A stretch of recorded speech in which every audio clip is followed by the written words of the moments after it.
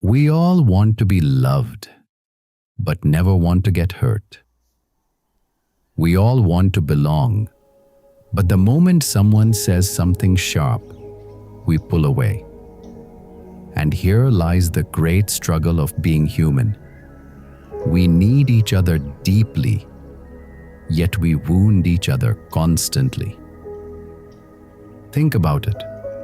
How many relationships have you walked away from, not because the love was gone, but because the pain felt too much? How many times have you told yourself, "I'm better off alone," only to feel the cold emptiness of that choice creeping in at night? The truth is, every person you meet carries invisible thorns: anger, pride, ego, insecurity. And so do you. The question is not whether we will hurt each other. Surely we will. The real question is, can we learn to stay close without hurting each other? This story comes from a small Indian village where people lived side by side, but rarely in peace.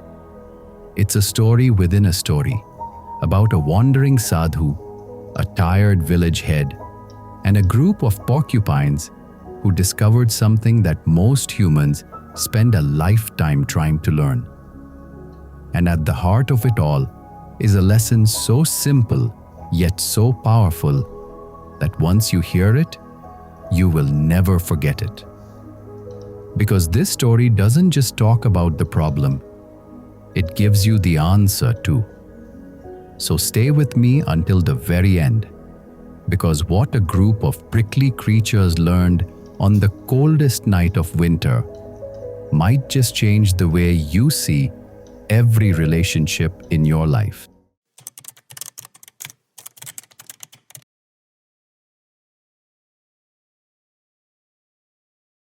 There was a small village in India, not far from the hills, not close to any city, where people lived side by side, but rarely in peace. Every morning began with someone shouting. Every evening ended with someone sulking. Neighbors fought over whose goat crossed whose fence. Women argued at the water pump over who came first. Elders mocked the young for being careless, and the young laughed at the elders for being outdated. Even children learned to tease instead of help, and even families hurt one another with harsh words. Fight between husband and wife, brothers and sisters, mother and sons were become common in families. Laughter was there, but it was the kind that came from making fun of someone, not from joy. No one remembered when the fighting had started. It had simply always been this way, or at least it felt that way. The words people used were sharper than thorns. A small disagreement would swell into a week-long feud. Families living wall to wall would go months without speaking. And in the middle of all this bitterness stood the sarpanch, the village head, a tired old man who wanted nothing more than to see his people live with some dignity and warmth. He had tried everything. He had called meetings. He had scolded. He had begged. Nothing changed. The village, he often said to himself, was burning, not with fire, but with anger and pride. Then one afternoon, a wandering sadhu appeared at the edge of the village. He walked barefoot, carried nothing but a wooden staff, and had the kind of stillness in his eyes that made even restless people pause. The sarpanch, sensing something different about this man, approached him with folded hands. "Baba," he said, his voice heavy with helplessness, "our village is sick, not with fever, but with hatred. People here scold, mock, and hurt each other all day. I want peace, but I don't know how to bring it." The sadhu listened quietly, then nodded. "Call everyone," he said. "Let the whole village gather under this peepal tree before sunset." The Sarpanch sent messages to every house. By sunset, the entire village had gathered under the peepal tree. Men, women, elders, children. Some came out of respect for the Sadhu, some out of curiosity, and some just to see what new drama would unfold. The Sadhu sat on a small wooden charpai, his eyes kind and peaceful. He looked at the noisy crowd and raised his hand. Slowly, the noise died down. Slowly, the murmurs faded and silence covered the gathering. He began, not with a lecture, not with a preaching, but with a story. "My dear children," the Sadhu began, "let me tell you the story of a winter much colder than the coldest night you have ever felt. One winter in the deep forest, the cold arrived earlier than anyone expected. Snow piled up against tree trunks, streams froze into glass, and a cutting wind moved through the valley like a silent hunter. High on a rocky hill, a small group of porcupines shivered alone in their separate burrows, each trying to be brave, but from inside, each secretly afraid they would not make it through the night. As the temperature dropped, one young porcupine stepped out of her burrow and looked at the white world around her. She could feel the cold reaching through her thick fur and into her bones. She knew that if she stayed alone, she might not see the sunrise. With her tiny paws trembling, she whispered to herself, "I don't want to die alone and frozen. I have to try something different."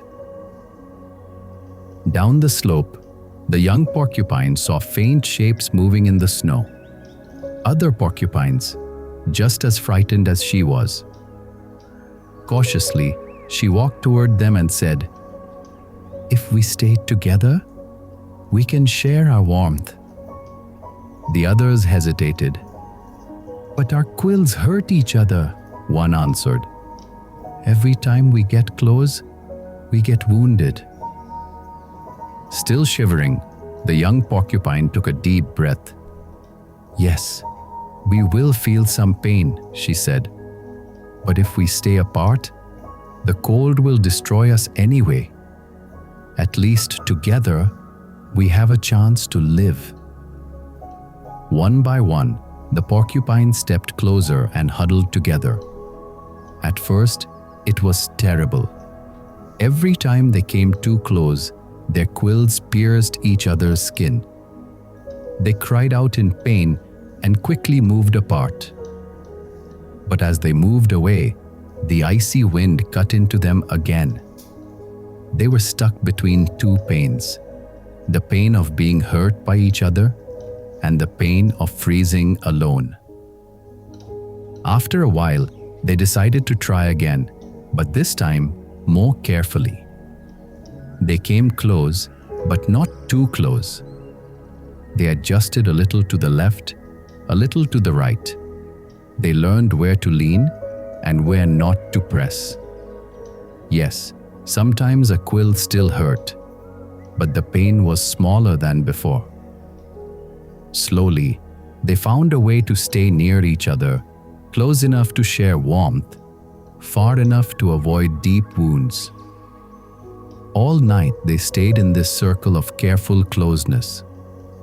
By morning, they were tired, a bit scratched, but they were alive. They had survived the coldest night, not by staying apart and not by crushing each other, but by finding the right distance, where warmth could be shared and wounds could be minimized. From then on, whenever winter came, the porcupines no longer hid alone. They remembered the night they chose courage over comfort, patience over pride, and togetherness over isolation. They learned the lesson: we all have quills, But if we are patient and wise, we can still live close without hurting each other. A silence followed, not the silence of boredom, but the silence of something being understood. The sadhu paused and looked at the villagers. "Tell me," he asked softly, "are you not like these porcupines?" A woman who often fought with her neighbor lowered her eyes. Two brothers who had not spoken for months looked away from each other. "We all have quills," the sadhu continued. "In humans, the quills are not on the body. They are in our words, our anger, our ego, our pride. Sometimes we say harsh things, we mock, we tease, we insult. These are our quills, and they hurt others deeply. Some people, after getting hurt, decide, I will stay alone. I don't need anyone.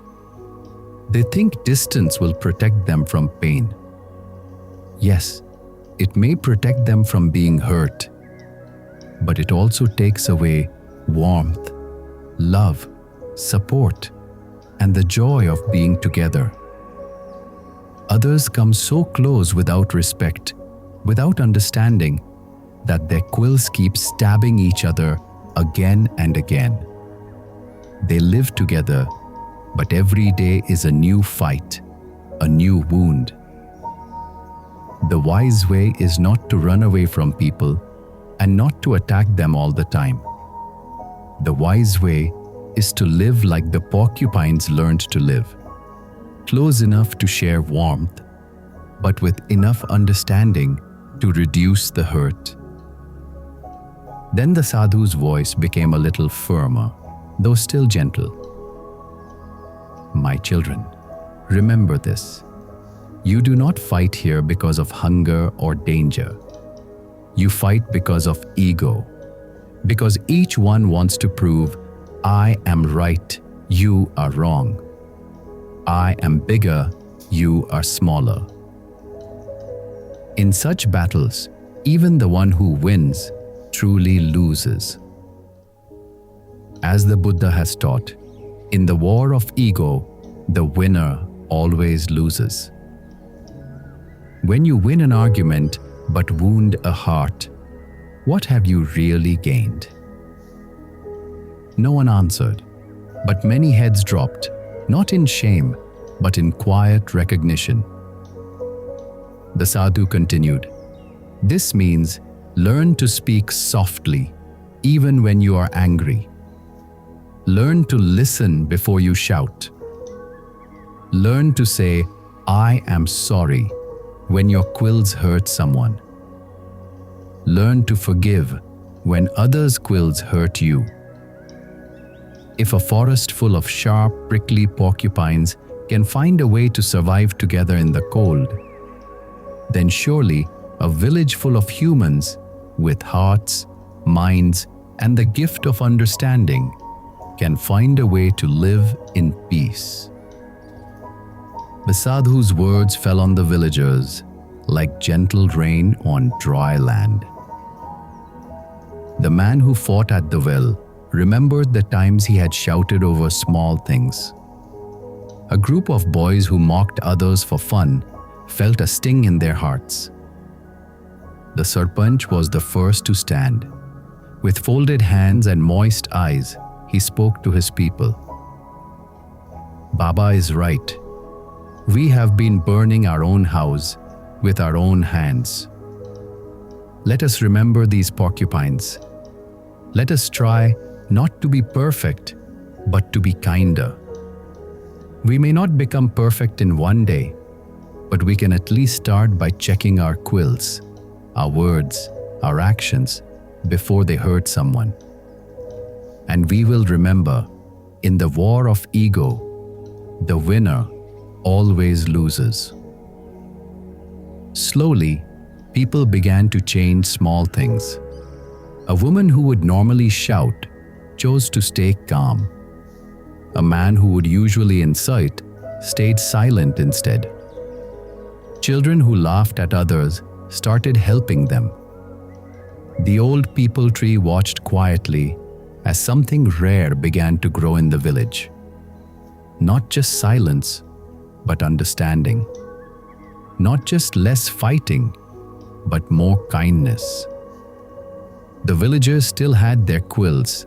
No one became perfect, but they learned to live like the porcupines, not without pain, but with more warmth than hurt.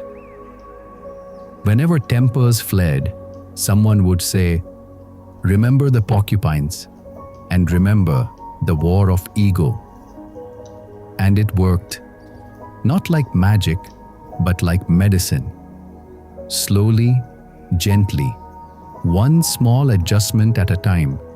The village never became perfect. It never needed to. Because the lesson was never about removing your quills. It was about learning to live with everyone else's. This story carries a truth that touches every single one of us. Because whether we live in a small village or a big city, in a joint family or alone in an apartment, we are all porcupines. Every person walking this earth carries quills. The quill of anger, the quill of pride, the quill of ego, the quill of harsh words spoken in a moment of frustration. And every one of us faces the same choice the porcupines faced on that freezing night. Do I stay alone and safe, but cold? Or do I move closer and risk getting hurt, but also receive warmth? The lesson here is not that relationships should be painless. They never will be. The lesson is that the pain of isolation, the emptiness of cutting people off, the loneliness of building walls around your heart is far worse than the occasional scratch that comes from living close to others. But here is where wisdom comes in. Closeness without awareness is just as destructive as distance. Coming together recklessly, without patience, without self-control, without sensitivity, turns love into a battlefield. The porcupines didn't just huddle blindly. They adjusted. A little to the left, a little to the right. They learned where to lean and where not to press. That is the secret. In our lives, this means learning to pause before we speak in anger. It means choosing silence over sarcasm.